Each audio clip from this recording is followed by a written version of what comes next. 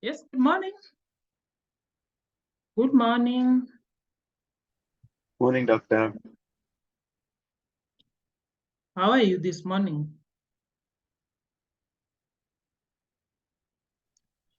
We are fine, doctor. How are you? Fine, thanks. Sorry, I was held up a little bit on jam, and that's why we are starting a bit late. Now, I've not received the case study for group 3, yeah? Doctor, we did share it on the WhatsApp group. The only group that hasn't shared a case study with you is group 1.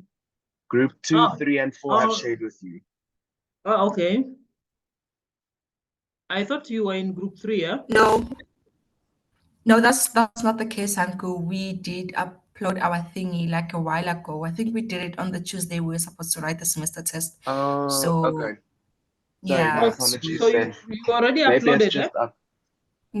Yeah, Doctor. Yeah. You can just check on the group chat. It was on the day we were supposed to write the semester test. Okay. Let me just scroll through.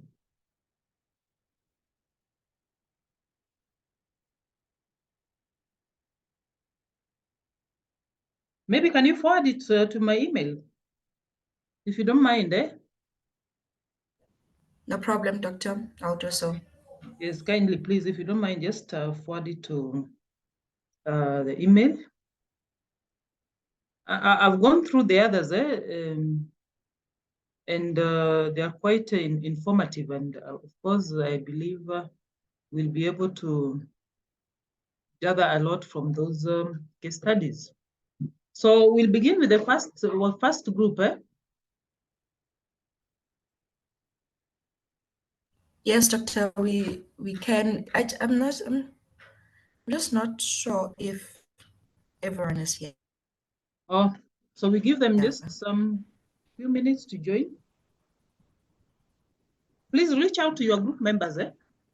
Yeah, they're not here. I'm just trying to tell them on the chat to Yes, join. kindly just reach out to your group members so that they be present for the presentation. Eh?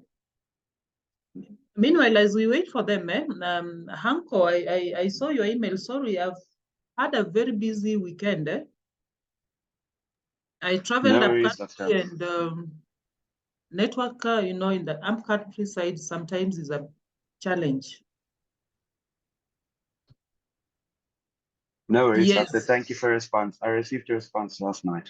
Yes, but you are confirming when to submit the project deadline. Eh? Yes, Because I yes. remember initially the schedule that I shared before is supposed to be end of this month. Eh? All right. End of this month, but we can push it by a week, so that deadline can be on 4th. That is Saturday. The other week. That should be fine. That should be fine. I think that's more than enough time just to get the final things done and so The on. final touches, yeah. Thank you so much, doctor. Yes. So when should we end the classes? Because I've realized we have some few topics. Almost about 5. The semester ends. Is it mid-November? No, Doctor, I think by the 10th we're supposed to be done with everything. Yes, I think October. a week before agribusiness exam, so we write agribusiness on the 17th. The week of the 17th, we don't technically have class. Yeah, and I think with us, the honor student, we are writing on the 6th. So 6th of November. December. November, sorry. 6th of November. Yes. Oh, that's pretty fast, eh? Yes. So it means we only have this week and the coming week, eh? Yes, that's it. So, so today we do the presentation. Tomorrow we move to the next topic. And then we'll have next week, Monday and Tuesday. But then we've also not, done the presentations. For the final project. Ne? Yes. Doctor, maybe in the due to the time constraint, can we not maybe just narrate our PowerPoints and submit the narration?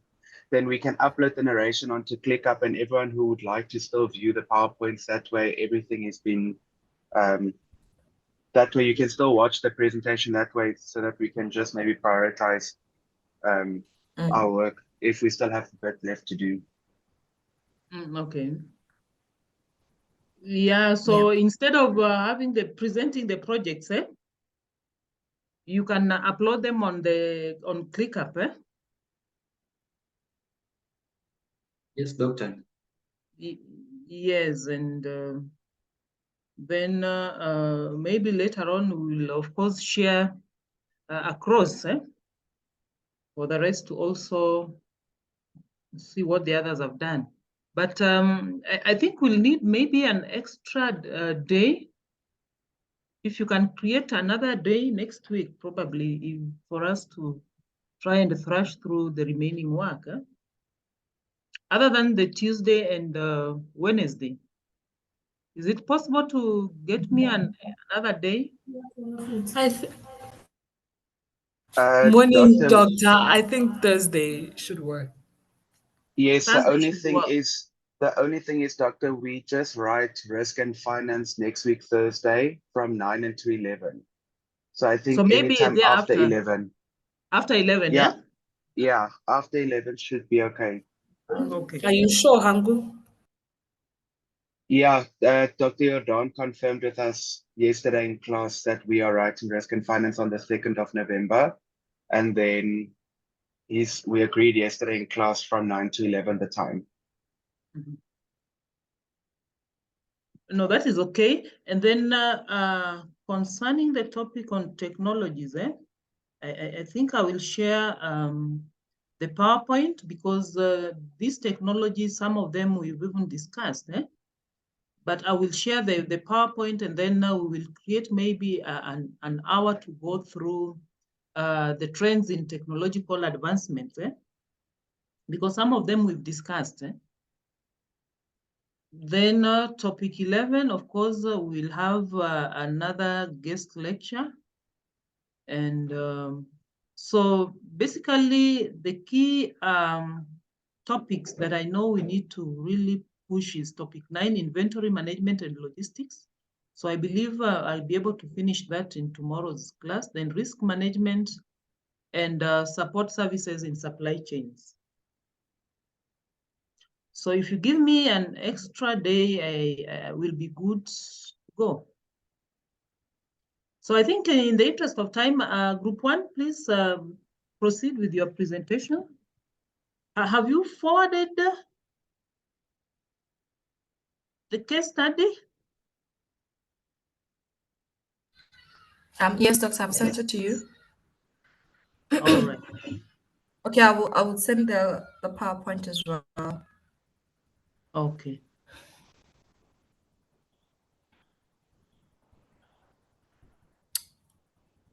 Okay.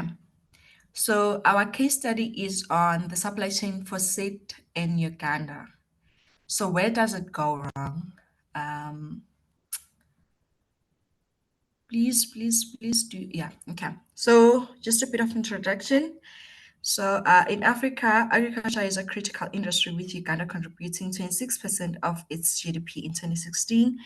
Maize along with banana and cassava is a primary crop mainly grown by substantive farmers, greatly impacting food security.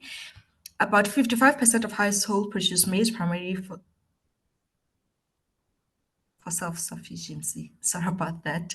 Since 1990, Uganda has had export opportunities for maize with 14 to 20% going to Kenya, South Sudan, and Rwanda. Despite maize's significance, low adoption of improved inputs due to factors like economic incentives, weak institutions, poor infrastructure, limited market information, and more.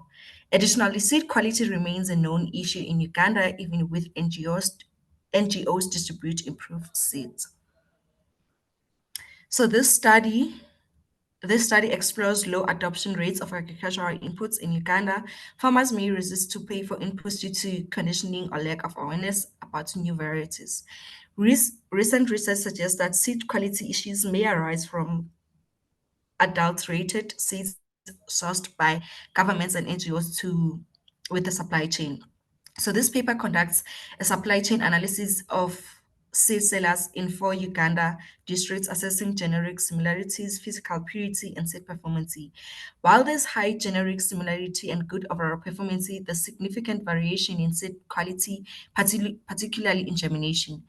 Results suggest that seed quality problems are likely due to mishandling and poor storage rather than sellers intentionally adulterating seeds. These findings have implications for agricultural policies in Uganda and sub-Saharan Africa, emphasizing the importance of improving input handling alongside certification and labeling efforts. So this study makes 2 key contributions to the literature on input quality and supply chains. Firstly, it conducts laboratory tests on seeds to assess their quality at different points in supply chain, a unique approach compared to existing research.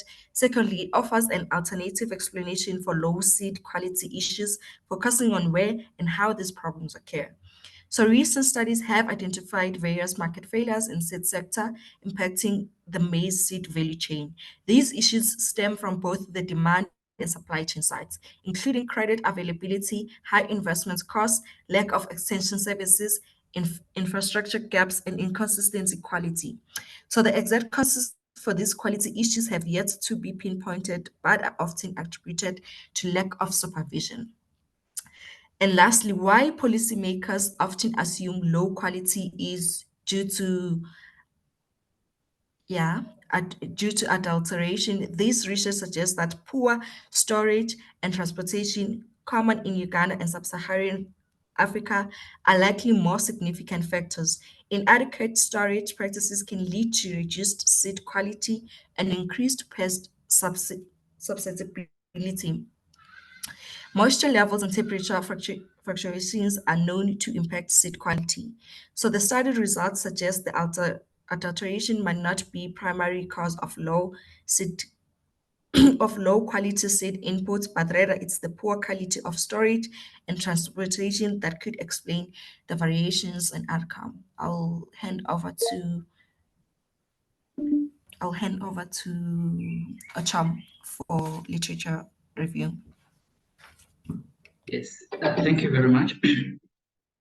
We need also to look at the seed supply chain outlook. How does it look like? And you realize in this case study, it is comprised of 4 levels. And the first level has the breeders.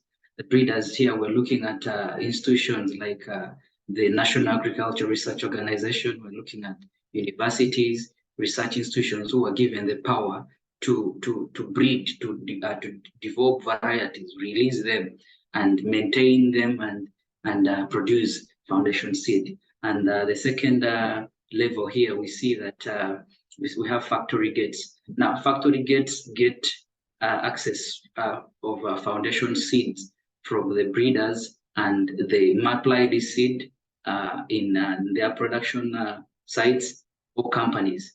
And then the third level here, we're seeing wholesalers and retailers in their different capacities. So we find that these wholesalers and retailers are trained and licensed to bulk and sell this commercial seed. And as they bulk and sell, they are not obligated to rebrand this seed since they have to follow some of the policies, since they are registered under the Uganda National Agro Input Dealers Association. And then the fourth level we have is the company retail outlet. Here we look at them as seed company shops, and they have a categorization of seed growers, and they are also authorized to sell seed classes from branded companies. So this is, I think, also where we have the local seed businesses at a farmer level, farmer group level. So let's then this is just a brief illustration of what I've just explained from the 4 levels of this seed supply chain, you realize that we have the breeders, under the National Agricultural Crop Resource Research Institute. They breed foundation seed and release, maintain, like as I said, then they pass it on to the factory gate for further application and distribution, of which the factory gate relays to wholesalers and retailers, and also to the retail outlets, the companies. And then lastly, we have the main receiver, the farming community. And then practically one thing that in this case study clearly suggests that, shows that the supply chain in Uganda is not linear, implying that downstream levels do not necessarily buy from the upstream levels who buy from the breeders. Instead, they buy from different levels. They jump from node to node. So this brings a difficulty in tracing the exact source of where the seed came from. Then we also have to understand the idea from this case study. It's trying to tell us the seed's genetic and quality. How does it come to play before quality is compromised? So in since this case study had much focus on maize, you realize that the breeder maize seed is supplied to seed companies by the National Agricultural Crop Resources Research Institute. And this seed that is supplied has very good genetic attributes. Some maybe have stress to tolerance and specialized nutritional provision. Some of them have iron-rich kind of nutrients which are good for our health. So maize seed genetic purity is maintained during production processes at the highest level of field execution. As these growers try to apply the seed, there are particular standards they must conform to ensure that the quality and purity of the seed is not compromised. But however, as seed moves along the production and distribution channel, you realize that contamination happens at these stages because there is a lot of sometimes lack of trust amongst the actors. Some of them may adulterate the seed, since maybe they would want to rebrand. Others may not follow the exact standards as they deal with seed handling, transportation, and distribution. And to conform to the genetic traits and quality, seed testing sampling is done, and the key indicators for testing seed samples is to check the DNA similarity, how distant and how close are the strands of the seeds, and then also looking at the purity, how clean does the seed have any chaff or foreign matter? Is the seed broken? Is the seed mixed with other seed varieties? And then another indicator that is used is vigor, to check how we're looking at the growth behaviors and response to environment, how good is the seed. Then also look at moisture content, which plays a very key role in germination. So the issues that to deal with seed quality along the seed supply chain, you realize that yes, there are institutional frameworks, and in this case study, in 2006, there was a Make of the Seeds Plant Act, which was implemented to make sure that there was promotion, regulation, control of seed release from application, conditioning, marketing, and quality assurance. And to aid this act, the National Seed Certification Service was made into place to see that there was enforcement of seed certification standards and procedures to test varieties and make sure that they are registered. But this is quite not adequate enough to safeguard the processes determining whether the seed is of good quality or not. And many seed producers in Uganda have rated their satisfaction with the play of inspection services at 43%, which clearly tells us the satisfaction rate is relatively very low. And then, in addition to that, the breeders in the country who are very active are very limited, and this makes it difficult to have a growing demand in seed, but not only seed, but also seed quality.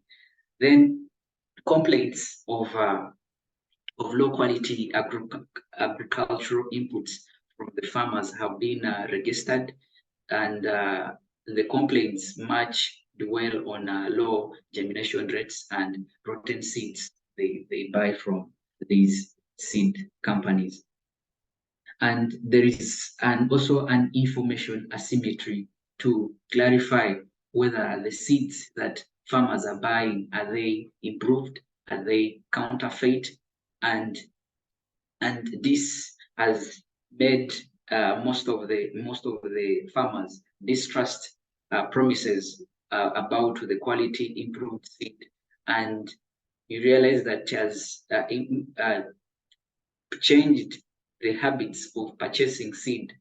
And these habits is that since there has been a lot of distrust from these farmers, they have gone back to their local seed systems of using saved seed, of sharing seed amongst themselves, because their trust in improved seeds sold by these companies has been very low. However, studies are very few to clearly show that the seed sold is fake or counterfeit.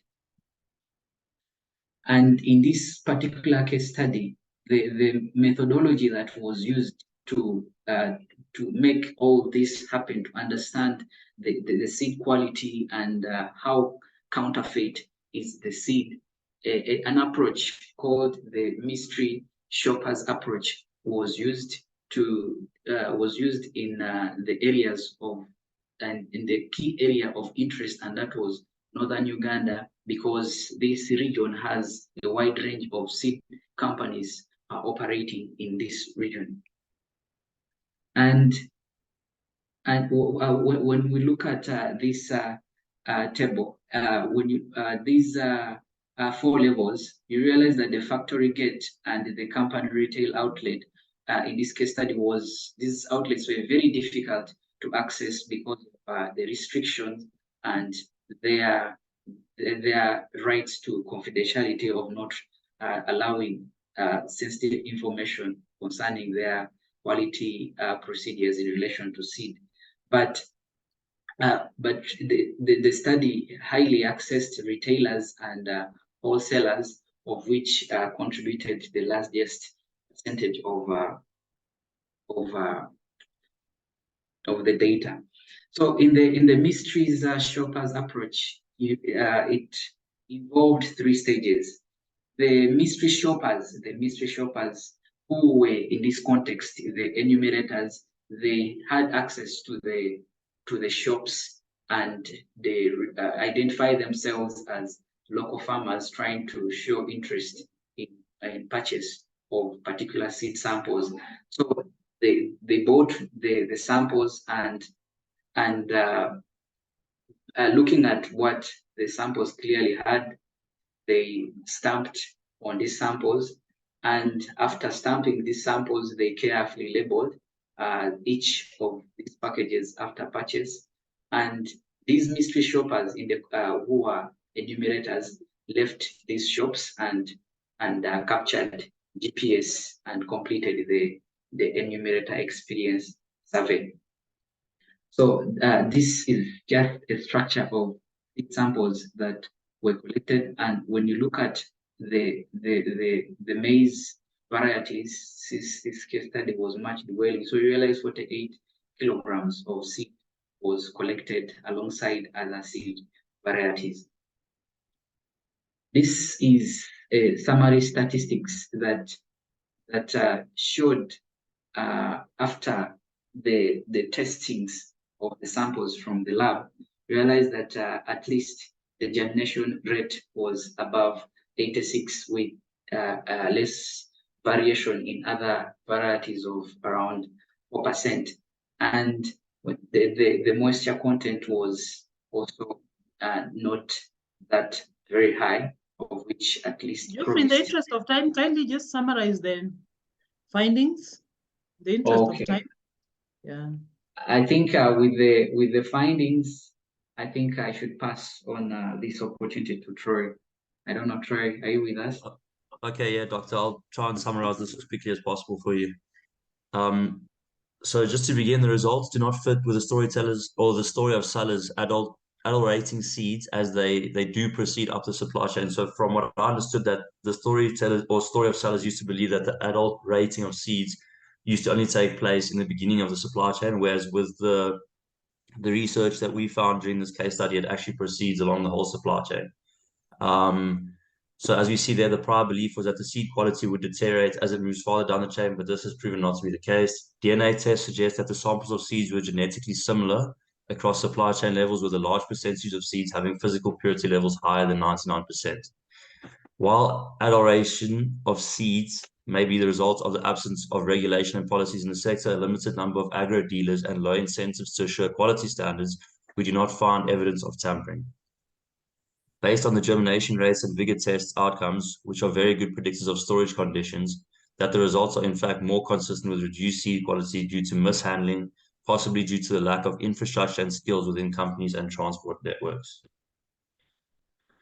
This is quite a long slide, Doctor. I don't know if you'd rather just have us go straight to the conclusion.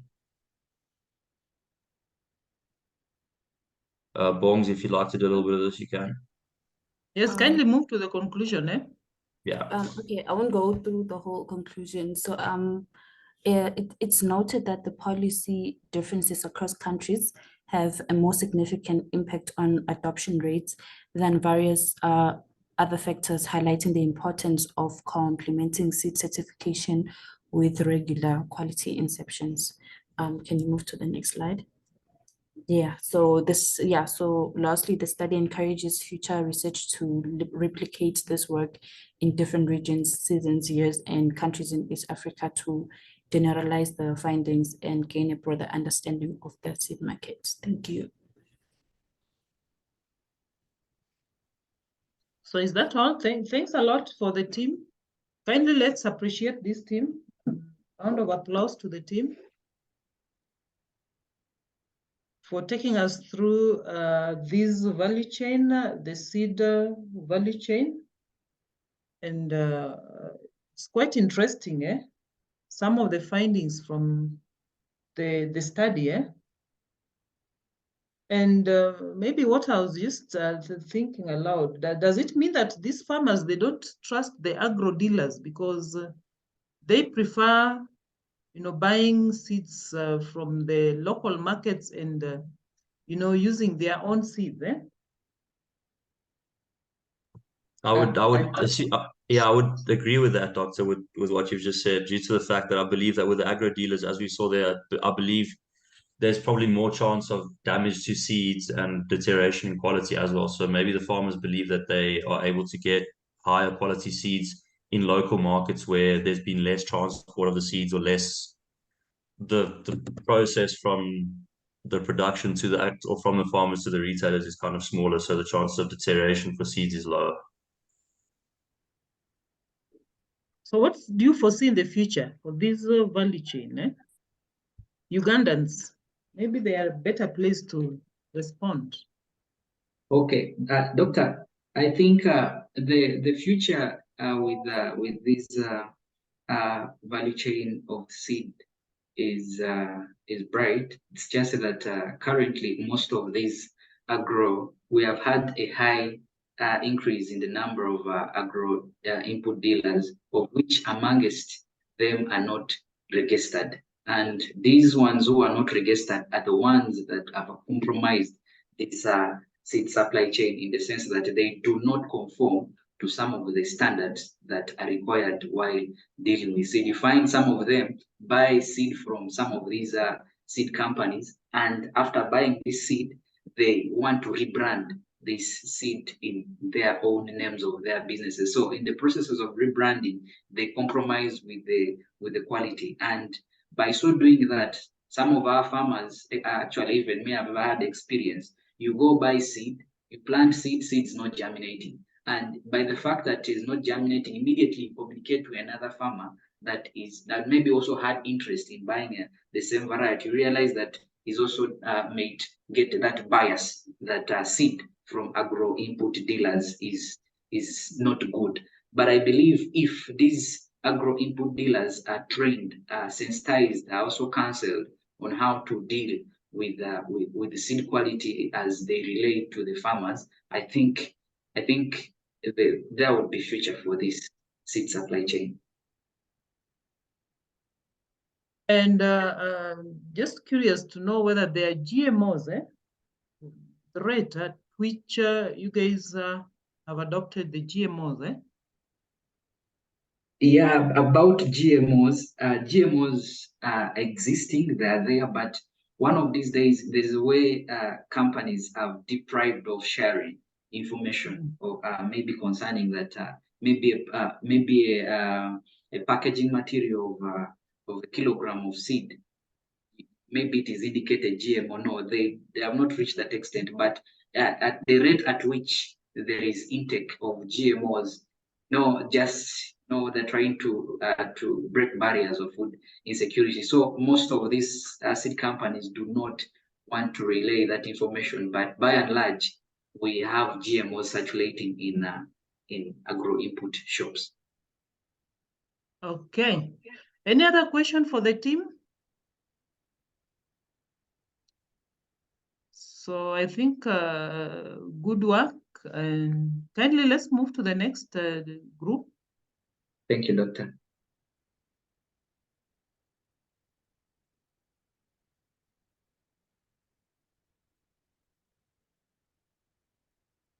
The second group.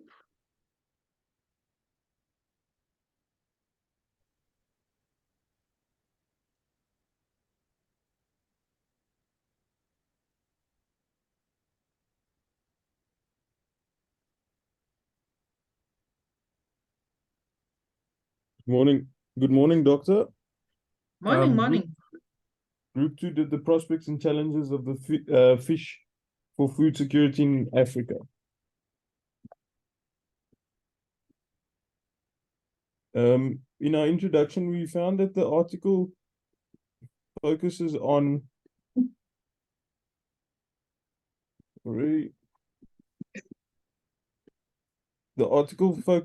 the challenges and prospects of the fish sector in Africa, the future trends of production, consumption, and trade on the continent. The article aims to answer what are the challenges facing the fish sector and its contribution to food security. How can policies promote sustainable aquaculture and reduce post-harvest losses in Africa? And why should fish receive more attention in terms of food and nutrition in Africa especially? It also discusses the fish supply deficit, the actually very low per capita fish consumption in Africa. Further on in the slides, you'll see a diagram showing how little fish is actually consumed in Africa as a whole, and then also the low contribution of aquaculture to the local fish markets in sub-Saharan Africa.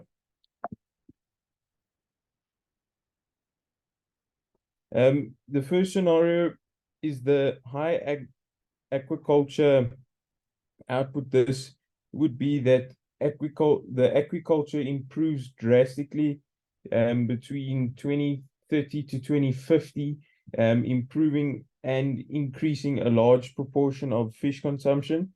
The next part is the next scenario would be high aquaculture and GDP growth. This would increase the per capita incomes of everyone in Africa. And as we know, Africa is plagued with a lot of poverty still at the moment. And this is another option to improve everyone's per capita income.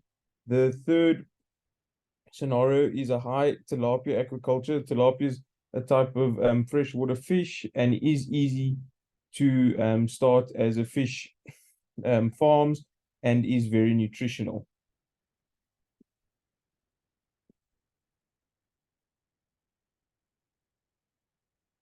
KG. Good morning, guys. So I did the challenges.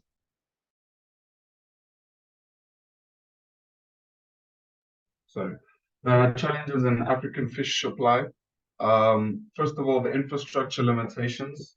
So transportation, storage facilities, and processing facilities, post-harvest losses, as well as need for improved logistics. So in terms of the storage limitations, this was mainly the key concern was the cold storage facilities to keep the fresh cold.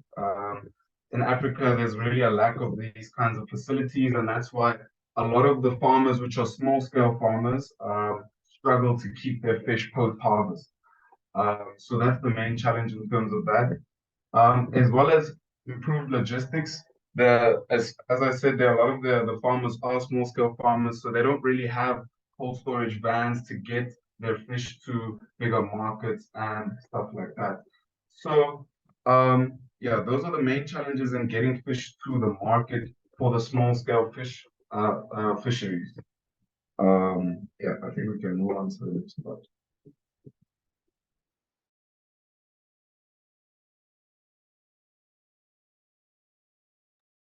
The cross-border trade element. Within Africa, it's known that cross-border trade can drastically improve trade, the economic status, and ability of improving people's livelihoods.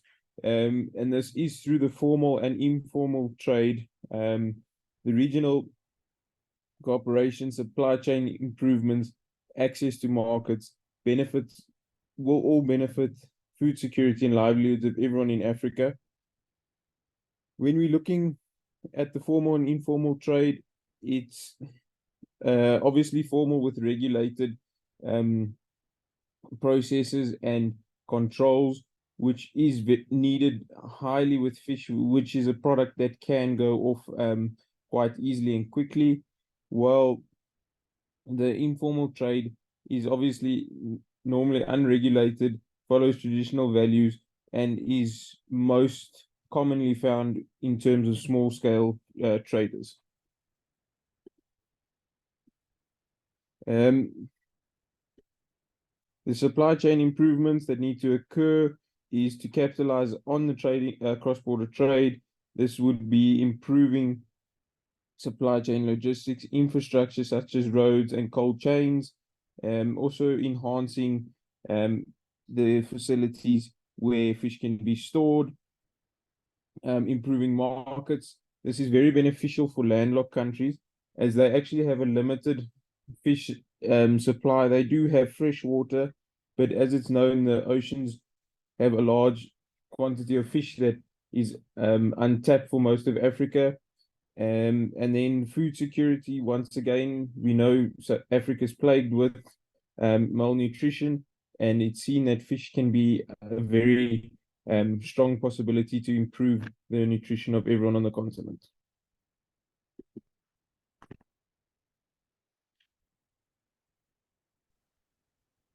Okay, so this being done in a workshop where it was represented by a number of countries, that is Egypt, Nigeria, South Africa, Zambia, Tanzania, Ghana, and Kenya. They came up with sustainability and distribution, which are outlined in the article. So and the key points included sustainability concerns, where the article highlights that ensuring that sustainability of fish supply chain is essential, where it involves addressing concerns that environmental, such as overfishing and the impact on aquatic ecosystems.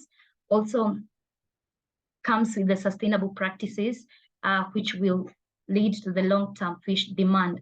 That can be adapted in page 20 of the article. I know the article has like 9 pages, but inside the article it has like pages so you can see it's written. So the other one is on equitable distribution, where the article emphasizes on the importance of distributing the benefits of increased fish availability more equitably. This includes ensuring all stakeholders along the supply chain, from fish folk to consumers, benefit from the growth in fish production.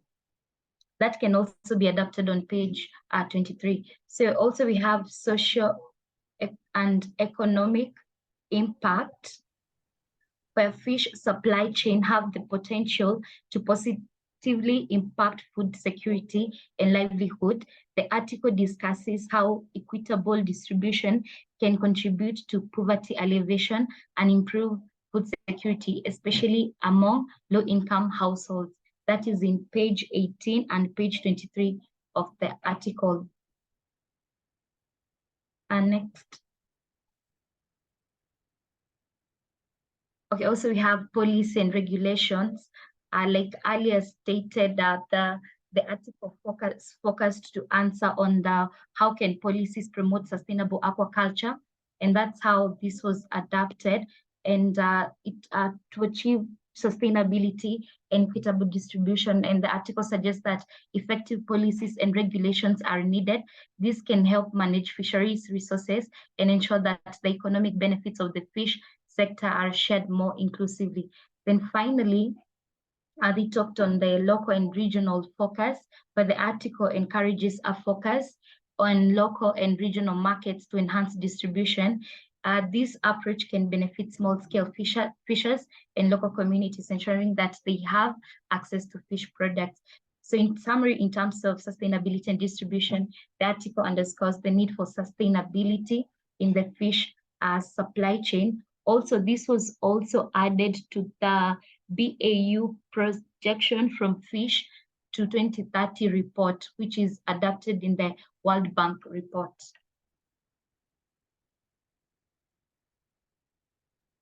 Okay, so in conclusion, what this paper is basically saying is that Africa needs to invest heavily on the aquaculture, which is focusing on investing in farming, actually farming fish and not relying on capture fisheries, which is wild fishing.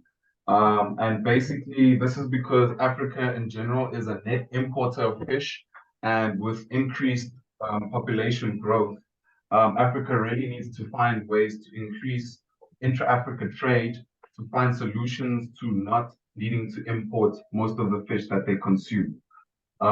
So through the business as usual and the 3 alternative scenarios, that is the main conclusion that came out of this paper, is that it is really important for Africa to develop their aquaculture systems and the supporting infrastructure that's needed for those systems in order to meet the increasing demand for fish and the high nutrients that fish brings to the population.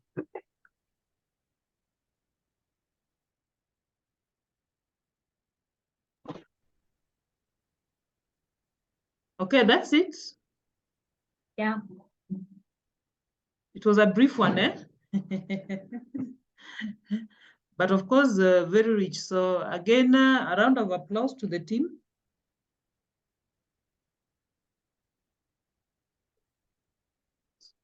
So I think the fish, aquaculture is an upcoming sector because of the shift of, dietary needs, people shifting now to white meat, eh? And fish is very costly, it's very expensive, it's really sensitive, and because of, the nature, and therefore even the way it's handled, eh?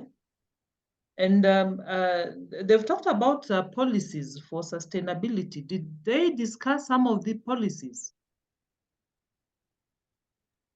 to ensure sustainability of, even the fish production and supply? In the article, it says that there should be, like, they outlined, because it was like a workshop, so where they invited country participants and they provided the data. So they outlined on the creation of favorable environment for commercial aquaculture development. So they only outlined, and also like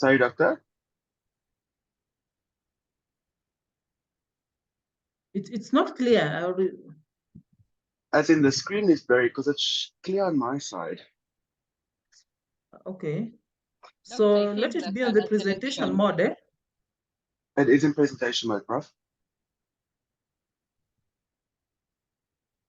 Is it not in presentation mode? Okay, you can continue. Okay. All right. Good morning, everyone. I think, sorry, Yes. but I think maybe use Yes. the slideshow. I have put it on slideshow. Let me just stop presenting. The thing is confusing me.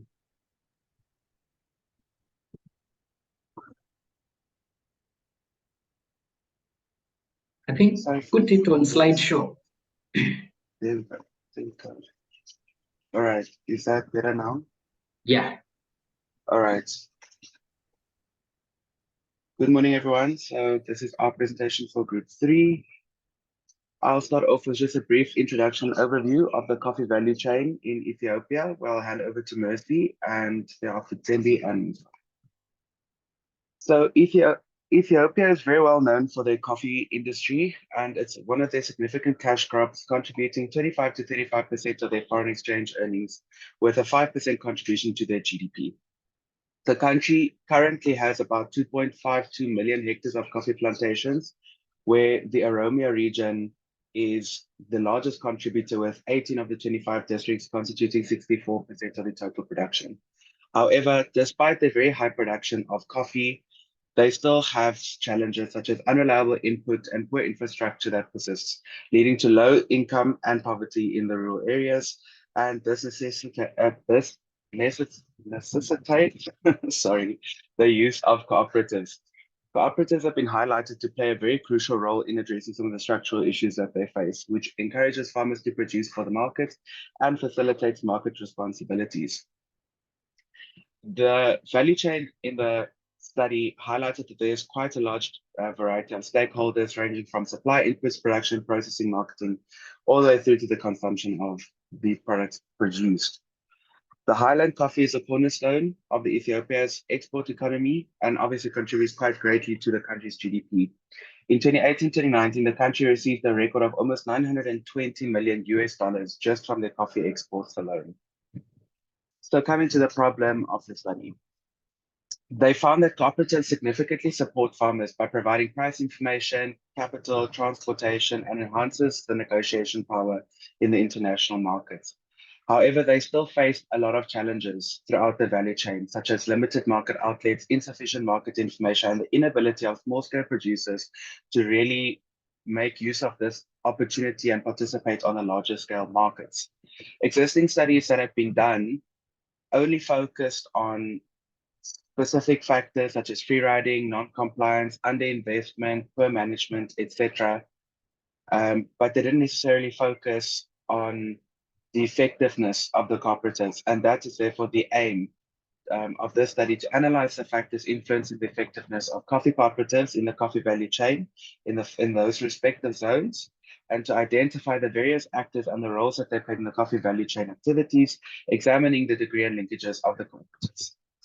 The general objective is just to obviously investigate which factors influence the effectiveness of the cooperatives, with the specific objectives being obviously to identify all of the stakeholders and their roles, to investigate the linkages between the cooperatives and the actors in the value chain, to examine the degree and strength of the linkages between the actors in the chain, as well as to look at the different factors that influence the coffee value chain in the specific area. So just a brief overview. All of the solid, this is just a zoomed out or bird's eye view picture of the whole coffee value chain as highlighted in the study, where we see that all of the solid arrows is where the coffee currently goes through. Most of it currently goes through independent traders through to the coffee exchange, where it's then exported into the world market. Some of it is also going through some of the cooperatives. However, we can see that there are still farmers that are the small scale farmers don't necessarily have access through independent traders and through cooperatives because they don't necessarily produce enough or feel that they don't produce enough to participate on the scale. So the value chain, obviously, as mentioned prior, includes everyone that's in the value chain from input all the way through to those that consume the product. However, Most of them are currently aiming to address the constraints such as lack of support services, poor infrastructure, and the weak market connections to ensure overall competitiveness and the long-term benefits of involvement in this value chain. Smallholder farmers primarily, as mentioned before, sell their coffee through cooperatives and traders, with cooperatives with the cooperative value chain acting as a crucial intermediary between the producers and the international market. Cooperatives in Ethiopia have really played a vital role in enhancing the socioeconomic conditions of their members and local communities, with government recognizing the importance of both legal and institutional support for this development. As of December 30th in 2009, Ethiopia had a substantial cooperative sector with 15 million members, of which almost 80,000 primary cooperatives and 370 cooperative unions. Despite this critical role, the cooperative movement in Ethiopia still faced challenges in the past. Although the current market economy presents opportunities, they have limited capacity and are hindered from really fully utilizing the opportunities that they have. Thank you, Hanko. Good morning, Doctor. Good morning, class. Am I heard? Morning, yes. Good morning, Mercy. All right, I thought I wasn't heard. Thank you. Yeah, carrying on from there, Jeffrey, why are you laughing? Carrying on, looking at the institutional contributions or the role, through cooperatives, farmers are mostly trained by the WOLDRA, Cooperative Promotion of Office, Corporation Unions, Ethiopia Commodity Exchange, and other NGOs. The availability of extension services are essential to agriculture and help farmers increase their output and productivity. They also facilitate information flow and the application of knowledge and scientific results. Farmers who have access to agriculture information services are more knowledgeable and ultimately decide to take a risk for better agriculture techniques.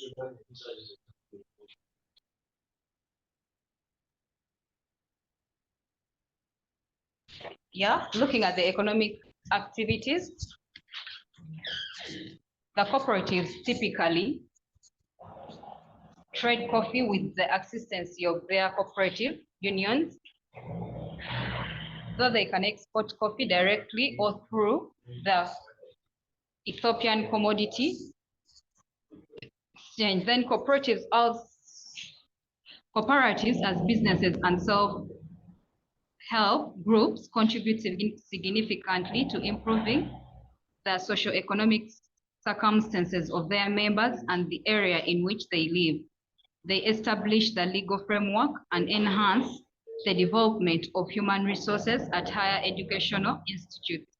The cooperative saving culture is progressively expanding, reaching 7.9 billion and 6 billion birra, respectively, through the credit distribution. Cooperatives have significantly improved smallholder access to input, service information, and market. Nonetheless, the Ethiopian cooperative movement has historically encountered a number of challenges.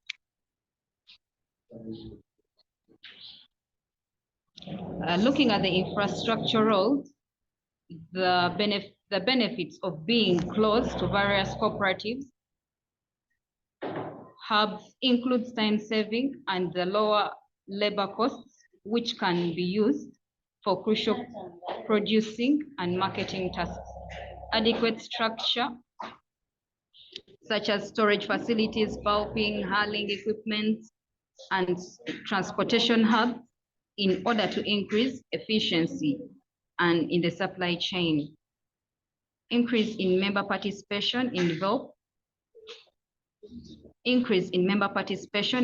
an efficient coffee value chain as a marketing channel, which has helped save time and cut marketing expenses. Considering the report, transport system is still poor due to the use of big animals. This is mainly used by the household farmers.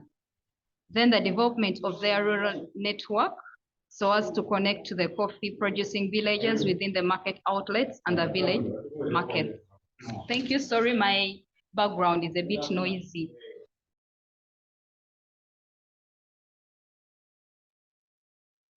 Thank you very much, Mercy. So the market activities in the Ethiopian coffee value chain. So with the input supply, there's a lack of proper access to input due to barriers such as high prices, availability, and financing. It has a negative, which has a negative effect on the productivity and quality of the coffee. Furthermore, they prefer dry processing than wet processing method. And furthermore, they prefer to sell their coffee to cooperatives who pay cash on the spot rather than traders. So market activities, the market information. So with the sampled farmers, they actually responded that most of the information or the market information, they get it from radio, in that, which is in blue. It's 25.9, all farmers say that. And then another one that is like big, it's cooperatives. They also find the market information from that. And also there's a TV, which also plays a role in that, and traders, extension agents, and other farmers around. So actors and their roles in the coffee value chain. So we have direct chain actors and indirect. So I'm going to start with direct chain actors. Those are input suppliers, which we find it's Agricultural Office, Ethiopian Agricultural Research Institute, and non-governmental organization. They assist the farmers with farm tools, improve coffee seedlings and drying beds that assist in improving the coffee production. Furthermore, the smallholder producers are the main actors as they decide which inputs to use, how to produce the coffee, and who to sell it to. Indirect chain actors, we have coffee processors. They give processing services to farmers and suppliers. So they assist in doing the dry and wet cherry processing and washing the coffee. The extension services providers, the Agricultural Office, cooperatives, and non-governmental organizations, that assist the smallholder farmers with training them, assisting them to get a hold of loan services, experience sharing of like how it is in the industry, and how to better enhance or produce coffee. Another thing is technical advisory. Unfortunately, most farmers, they haven't received those services, but the actors are there. International or bilateral donors and NGOs, non-governmental organizations, and international donors are involved in the coffee sector through economic well-being, social welfare, and environmental conservation. So as we are doing or producing coffee, it's important that they go back and they make sure that they do not harm the environment, so that they, like, the next generation can come and be able to produce and do coffee in the same environment. And then the other one is Ethiopian Institute of Agricultural Research, which is very important because it assists with the research on how to improve the quality, how to prevent diseases, and improve the coffee industry at large. The last one is Oromia Cooperative Bank. The bank assists cooperative with loan services, deposit withdrawals, and saving services. However, the cooperative do not like to take loans from formal bank due to the high interest and high variability in the coffee price in the international market. So then we have Ethiopian Commodity Exchange, which actually plays a very big role in the trading international market of Ethiopian coffee. They provide a centralized and standardized trade platform for bulk and micro lots from specific sources. So the vertical and horizontal leakage, it's an efficient vertical integrated operation that is formed between farmers and primary cooperatives. We also see that it actually assists them in being able to access loans, and the primary cooperatives are a guarantee to the banks that the farmers will be able to pay the loans. So they ask the loans using the primary cooperatives. So business leakage, there's a strong business leakage between farmers, or rather producers, with the wholesalers than it is with the cooperative unions. And then the marketing leakage, this is also where you find that the exchange plays a big role, because they are able to actually assist the farmers, or rather the producers, in finding a good market to sell their coffee and and good returns in that. So thank you. Over to you. Thank you very much. Ethiopia is also known for carrying out cross-border trade and is the largest producer of coffee in Africa and the sixth in the whole world. About 55% to 50 to 55% is domestically consumed, and 45 to 50 is exported to international markets like Europe, China, and Saudi Arabia. Integrated distribution channels, e.g. the Moi and the Silono companies, these are home companies that have branches in external markets. Logistics and transportation, the coffee from Ethiopia is exported and transported through air means and water. International markets still pose several challenges to coffee sector in Ethiopia. The main challenge is to identify key destination markets for their roasted coffee.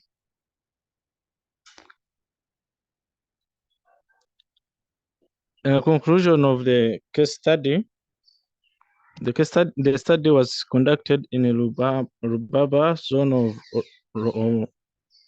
Oromia regional state, Ethiopia. The main objective of the study was to identify the factors affecting the effectiveness of coffee cooperative in coffee value chain, holding other factors constant. The growing age of households increase the effectiveness of coffee processing. This is based on the experience these people have in the industry. The climate inefficiencies still pose challenges. These are continuation of what we've just said. Like the market is still facing some challenges due to inefficiencies. And here we ask the government to set policies that favor farmers, for example, reduce on taxes on loans to enable these farmers invest and purchase the machines required in roasting. Organization flexibility, these organizations will set flexible strategies that enable them to adjust based on the market demands. Educate farmers. Farmers should be told on what is needed in the market, for example, the external markets, international markets, the quality of coffee, the volume of coffee that is needed. Thank you very much.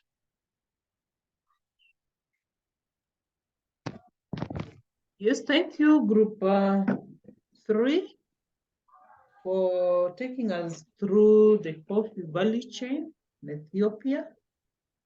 I think let us give them a good clap. They too deserve a hand clap.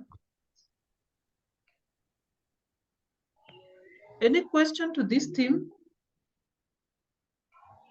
It's amazing that there is a weaker linkage between the cooperatives and producers, and I expected it to be the other way, around, and instead of having the strong linkages between the producers and the wholesalers. Yeah, we also found that quite interesting, Doctor, because that's what we learned. But we found that it was the other way around. And I guess it comes down to a thing of trust, reliability, and the business means, because at the end of the day, most small scale farmers end up just selling their crop so that they can get the money to buy what they need, the groceries, their production inputs. So I guess they end up going where they'll be able to get the cash. And that's not necessarily something that other means of the selling of their products necessarily are able to facilitate, because they might sell it first and then pay the farmers. Mm. And Doctor, I also think they have also concentrated so much on helping farmers than even helping coffee producers, because even when you look at the access to credit, it is more to the individual farmers or to smallholder farmers than the coffee producers. So I think that is also creating a linkage, a market linkage. Okay. Okay, so let's move quickly to the last team. We have 20 minutes to go. Okay.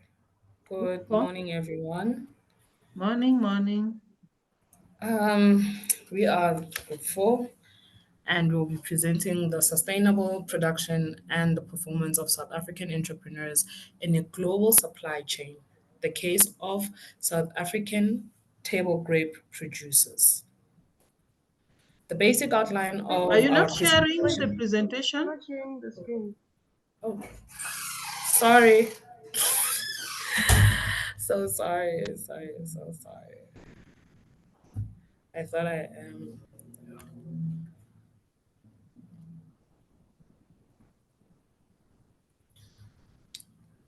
Can you now see my screen? Hello? Yes, yes, we can see. Thank you so much. Good morning once again.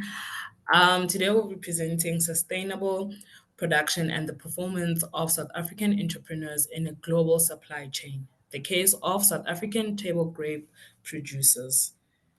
The basic outline of our presentation includes introduction, entrepreneurship, trade and sustainability, methodology, survey results, data analysis, discussion, as well as conclusion. We will now start with the introduction.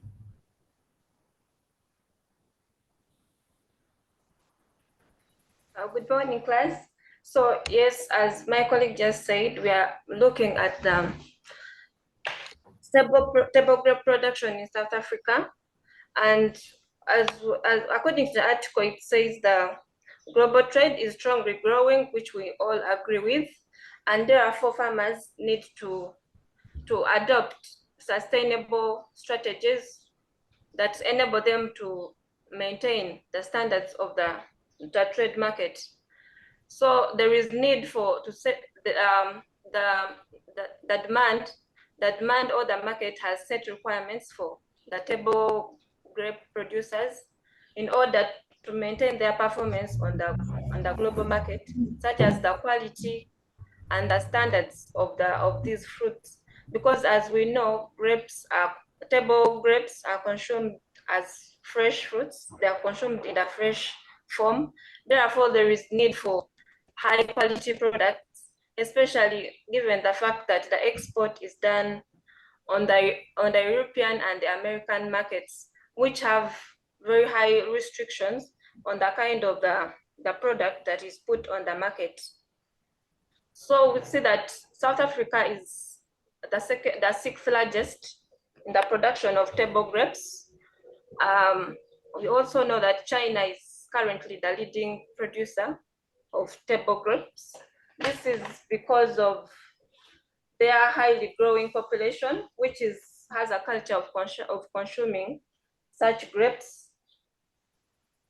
Then we also look at the article also says that currently South Africa is one of the most reliable sources of table grapes. This is according to the South African table grape industry.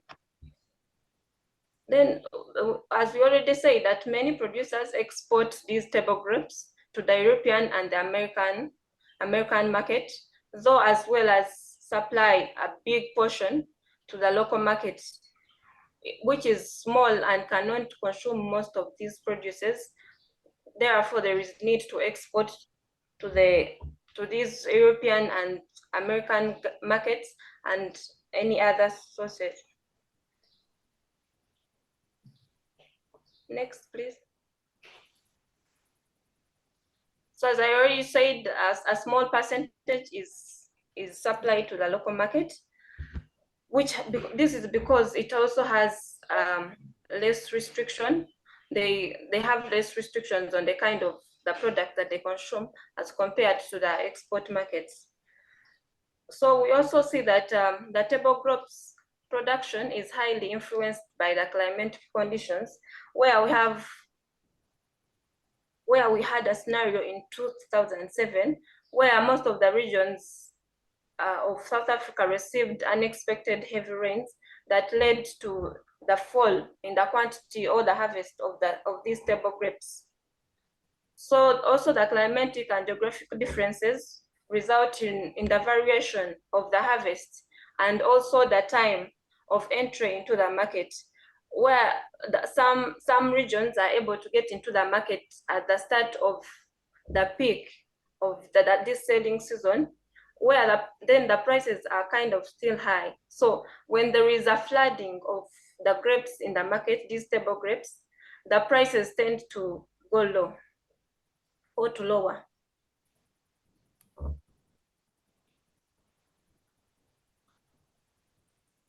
Are you done? Yes, I'll hand over to you, my friend. So basically now we'll be discussing entrepreneurship, trade, and sustainability. So the article basically discusses the connection between global supply chain management and entrepreneurship. It defines entrepreneurship as identifying market needs and developing products to satisfy them, and discusses the role of entrepreneurs as drivers of progress. There's different characteristics of entrepreneurs, which include psychological traits and skills in management and training. Some characteristics are inward oriented, focusing on controlling the firm itself, while others are outward oriented, involving interactions with markets, customers, and the society. It also speaks about the concept of eco entrepreneurs who develop innovative solutions for environmental issues. So basically, also the characteristics of a good entrepreneur in the European and American market are also discussed. It emphasizes the importance of understanding consumer demand for environmentally and socially ethical products and the need for businesses to avoid criticism due to poor working conditions, environmental scandals, or human rights violations. It also mentions the impact of, the impact of global competition on developing countries and emphasizes the promotion of sustainable development. This also then connects sustainability to additional skills needed to address environmental and ethical issues, as well as positive community impacts and reduced environmental impacts. The overall assumption in entrepreneurial theory is that possessing certain psychological traits, skills, and capacities leads to more success in achieving socioeconomic outcomes, with eco-entrepreneurs also achieving positive environmental performance. It also presents 6 main concepts that summarize the variety of characteristics needed for success, including innovativeness, responsiveness, adequate management, business networking, market timing, and reducing market risks. And then overall, this section of entrepreneurship, trade, and sustainability highlights the importance of entrepreneurship in global supply chain management and its role in driving innovation and sustainability. It aims to examine the relevance of these concepts in explaining the profitability and environmental performance of suppliers in the global supply chain. I will hand it over to the next person. I will take you through the methodology. The study area took place in South Africa, where 242 table grape producers in the Western Cape were visited. The study took place using questionnaires with main sections being the entrepreneur's attitude and strategies, modes of production and environmental measures, as well as social measures. Because of this is a qualitative method, in-person interviews were done using the Likert scales. Profitability was assessed as an ordinal variable with 7 steps ranging from losses to over 12% profit. The conceptual model is what you see on your right, which in fact shows the relationship between entrepreneurship, profitability, as well as environmental performance. When it comes to innovativeness, responsiveness, adequate management, characteristics of entrepreneurships were analyzed in this instance, such as psychological traits, skills, as well as the outcome of the business, such as the business growth. For business networking, market timing, reducing market risk, this was addressed using geographical distribution of the market accessed by farmers, as well as diversification of the type of products grown on the farms.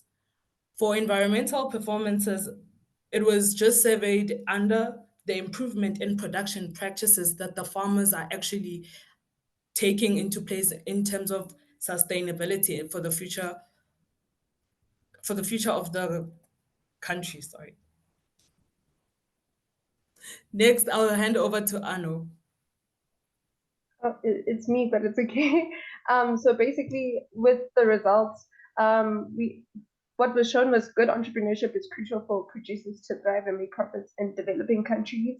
A study on table grape producers' profit growth over the past 5 years revealed that 37% experienced losses or made no profit, while the remaining 63% made profits.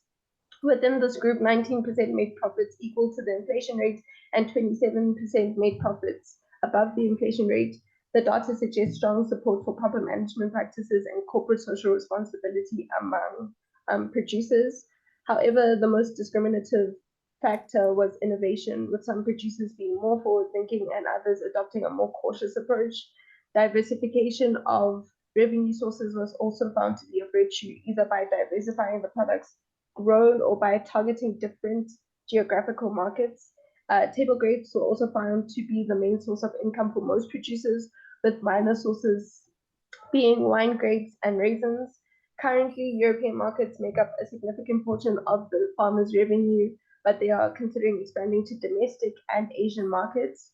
The Asian market in particular is becoming more appealing due to initiatives to open up trade with South African producers. Lastly, there has been an increase in grape exports to China, with some clients expressing an interest in eco-labeled grapes. So entrepreneurs also need to establish a strong business network and use effective models of transactions to maintain stable and profitable relationships between sellers and buyers. Supply contracts also played a significant role in the process. Data shows that the majority of producers have contracts with exporters or other agents.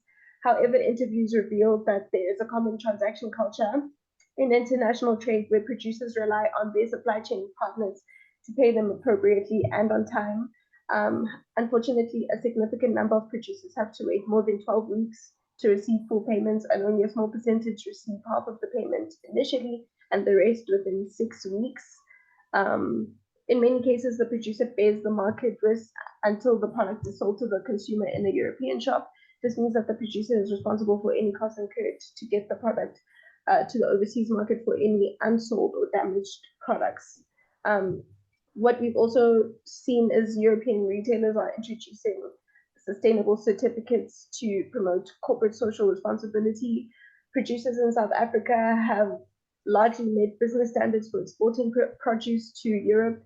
Compliance with the global GAP standard, which focuses on sustainable production, food safety, and social issues, is at 95%, while 41% meet Tesco's Nature's Choice scheme, and 7% adhere to fair trade. Environmental practices such as monitoring soil and water have been successful, but improvements are needed in reducing chemical fertilizer use and implementing pest control measures. Overall, this shows that South African producers have effectively implemented sustainable and environmentally friendly practices on their farms, according to the article. I will hand it over to Anu now. Hello.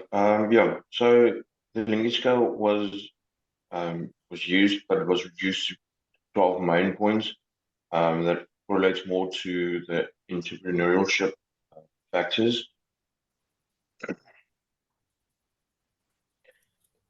The concept labels, the 3 main concept labels was the innovativeness of farmers, the market responsiveness from the outside market and local market, and adequate management practice that was enforced into the companies or the farms in the study. The results align with the theoretical expectation within this case study, and was yeah, and was quite good in the theoretical. Sorry, my tongue's tied. I was going to skip that on. The multiple regression model was used in the testing of this case study and implemented the variables implemented the variables that may occur. The variables included the entrepreneurship construct, market diversification, supply chain dependency, loss in transit, and market entrance timing. 50% of the variables or the 50% of the variation was in the environmental performance, and 14.5% of the variation came from the profitability determination by the models tested in this case study. Can you go to the next slide, please? Yeah. The market timing approach management practice highlighted the key factor for profitability. The timing for producers and farmers to get into a certain time into the market can depend their profitability and the volumes they can send through to the market. The financial success relies on the effectiveness of the company's management and regional. Hello? I swear. Hello? Bokane, kindly mute yourself, eh? Okay. The financial success relies on the effectiveness of the company's management and regional the management of the company of the farm. The innovativeness and market responsiveness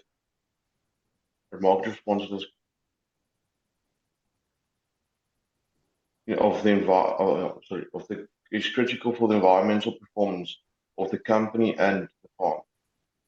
Market responsiveness resulted to the CSR issues in the global market. Producers with higher supply contracts tends to adopt environmental practice successfully. Limited control was found with the risk spread strategy and a number of standard practices.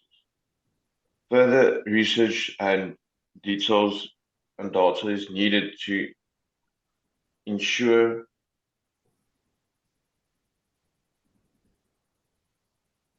explanatory power methods. Business to business interaction is positively impacted the producers and developed the countries within the negative economic constructs. Next slide, please.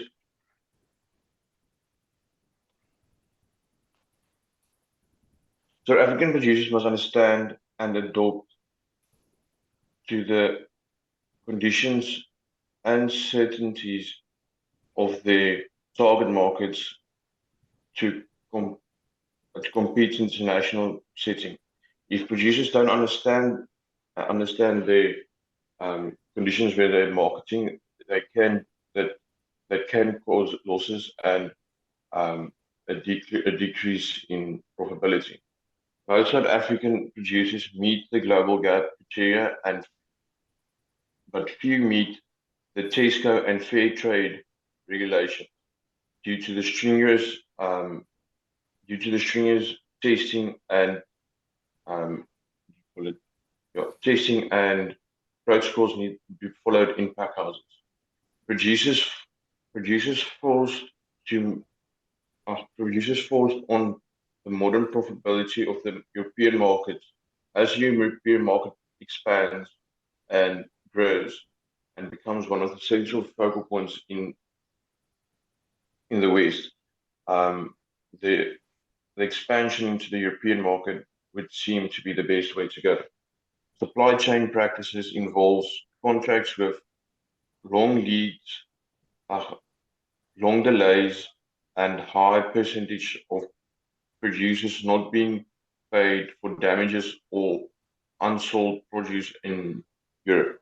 This occurs due to, from the first part, from South Africa, imports being delayed due to Transnet, as well as fruit arriving in Europe that's been rotten or damaged and claims was not successfully put through, or the fruit was not properly insured for transit. South African producers must comply with business-to-business standards at their own expense without receiving price permission. So South African producers are on their own at the moment.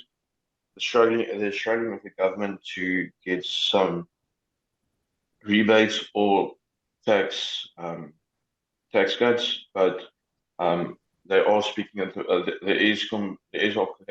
There are communications at the moment to ensure that this happens in the future. And then I'll hand over to the next person.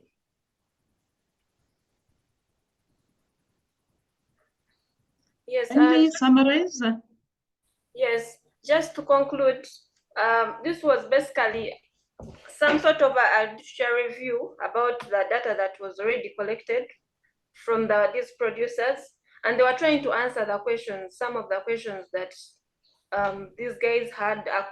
How do entrepreneurial qualities relate to the producers' environmental and economic performances?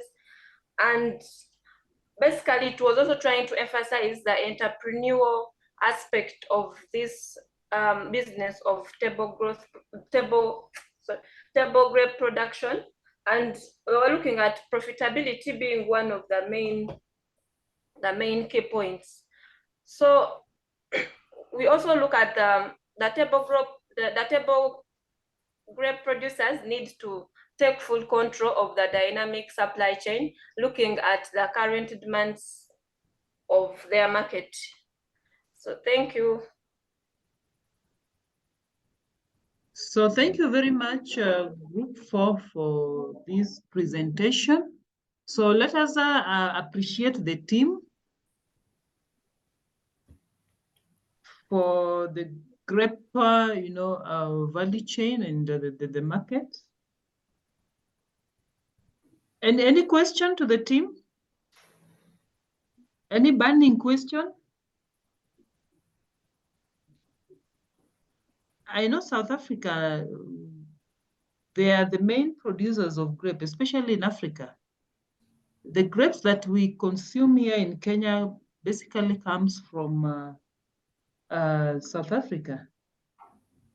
But then from your presentation, it appears like the European markets, they're very keen, The standards are quite high compared to the African, and I wonder, the now unsold and undamaged produce, where do they finally land? In Kenya and Uganda and the West? Yes, Doctor, it's No. very, yeah, sorry. I think it's about preferences. Yeah, so what would happen, Doctor, is due to the long shipments or the long time grapes are being shipped and been in cold storage and get to the destination, there sometimes will be rotten fruits or damaged pallets that arrive at the clients at the end. And what happens is when you take out insurance on your fruit to be handled and shipped, sometimes some in the admin they miss something or misread something, and the claims couldn't be processed correctly. So if you don't claim, if your claim process isn't correct, you will set the forces due to unforeseen reasons. And then as well, what happens is if the market decides to turn, so prices go down, what will happen at the end of the day, the farmers won't get paid, or not getting paid, but they will pay, what they get is enough just to pay the cost of getting the fruit into Europe. So they would break even or even need to pay in at the end of the day to ensure their fruit arrived in Europe. Okay. Yes, Alice, you had something? No, Doctor, I was just saying, yes, this European market is very influential, with very high standards, and these farmers, all these producers really have to meet the standards if they are to sustain their place in such a competitive market. Yes, because I normally see some grapes, especially sold at the retail markets, and they claim that those grapes, originate from South Africa. And if you look at the quality, vis-a-vis the real quality, grapes, it's totally different. And I ask myself, would it be that we Africans are not really keen on the quality? We are not that strict, like the EU markets, Yes, I think it's about the regulations mostly and how much are they willing to pay. So I think that's where the problem comes, that the EU have so many regulations in terms of the SPS and the TBTs that most probably in other African countries, we don't look at that. We just look at the prices that, oh, okay, if South Africa can import to us grapes at a very cheap price, why not take it? Let's not look at the quality, but look at the quantity and the prices that comes with it. Okay, And but, another, sorry, Doctor, and another thing is, for example, the free trade and nature approach of Tesco. I'm working in the citrus industry, and your packhouse needs to be inspected each year, get certified, ensure that you don't use certain chemicals, only certain practice may be used in the packhouse. So yeah, it's quite a strenuous process actually to get your from the fruit to the packhouse is even a struggle if you want to export. Oh, okay. So I think from the presentations, you realize that a number of concepts have been discussed, of course, that we touched base with. And this case studies just enhances your understanding. When you talk about the integration, you've seen how the vertical and the horizontal integration, can be applied, especially in these value chains.